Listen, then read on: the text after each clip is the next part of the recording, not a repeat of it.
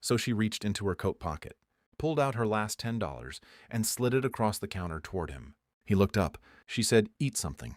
You look like you need it more than I do right now." Danny stared at the bill, then at her, then back at the bill. "I can't take this from you," he said.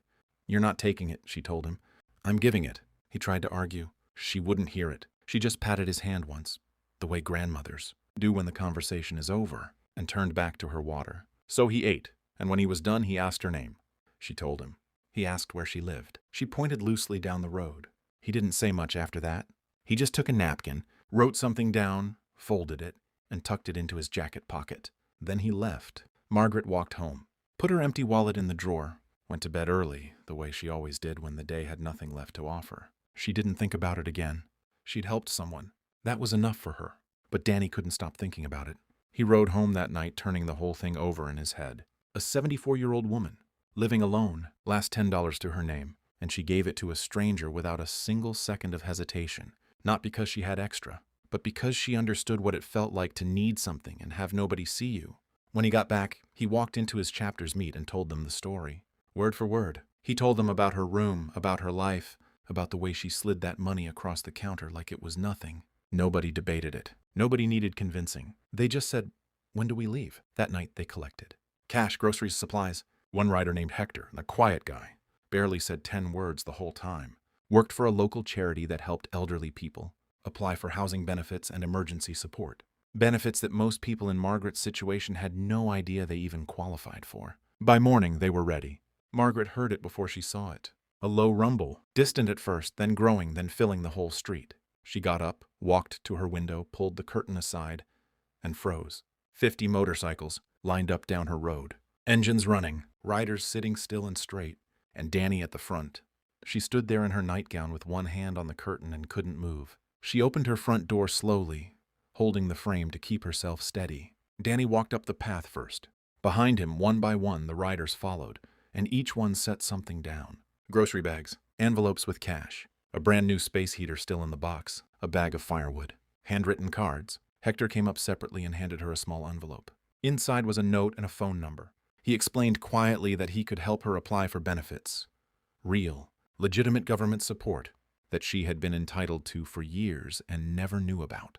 Margaret stood in that doorway and looked out at 50 men standing silently in her street. On a Tuesday morning for her. She had no words. Danny stopped in front of her.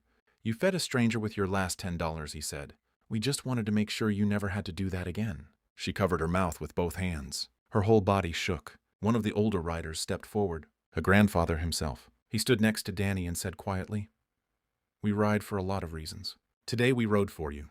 They stayed for 2 hours.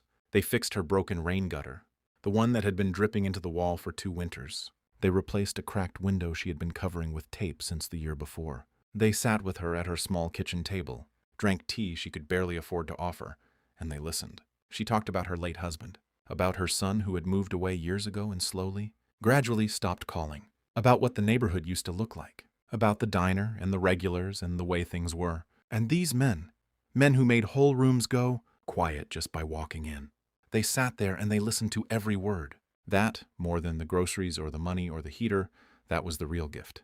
Before they left, Danny made a phone call. Margaret had mentioned her son's name in passing, and it hadn't taken long to find him. Danny didn't yell, didn't threaten. He just told him calmly what his mother's life looked like right now, what she was living on, what she had done with her last $10. Long silence on the other end. 3 days later, there was a knock at Margaret's door. Her son, his wife, and 2 grandchildren she had only ever seen in photographs. He sat down across from her at that same small kitchen table and said, "Mom, I'm sorry. I didn't know." She reached over and took his hand. "You know now," she said. "That's enough." Margaret still lives simply. That's just who she is. It'll never change. But the benefits Hector helped her apply for now cover her groceries every month. Her son calls every Sunday without fail. And every few months a line of motorcycles rolls slowly down her street. And Danny waves from the front. She always waves back. One woman, 74 years old, last $10 in her pocket. And she gave it away without thinking twice. Not because she was rich, not because she had a plan, but because she recognized pain in someone else's face and she refused to look away. That one moment started a chain of events that brought her son back, rebuilt her life, and reminded 50 grown men why they ride. You never know what a single act of kindness can set in motion. You genuinely never know.